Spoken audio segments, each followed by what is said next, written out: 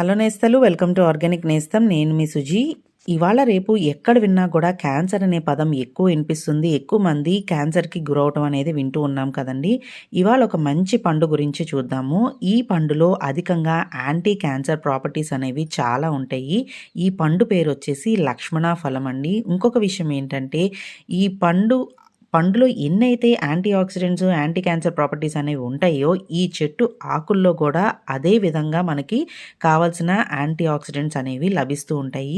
సీజన్లో ఈ పండు దొరికినప్పుడు చక్కగా ఈ పండును తీసుకుంటే దీని తాలూకు ఎంజైమ్స్ అనేవి మనకి సంవత్సరం అంతా కూడా మన ఒంట్లో, మన బాడీకి అందుతూ ఉంటాయి. పళ్ళు అందుబాటులో లేనప్పుడు ఆ చెట్టు ఆకుల్ని మనం కషాయంగా తీసుకుంటే మన ఒంటికి కావాల్సిన antioxidants, anti cancer properties అన్నీ కూడా లభిస్తాయండి. మరీ ముఖ్యంగా క్యాన్సర్ పేషెంట్స్కి ఈ చెట్టు ఆకుల్ని కషాయంగా చేసుకుని ఖచ్చితంగా అయితే తాగమంటారు. అండ్ ఇది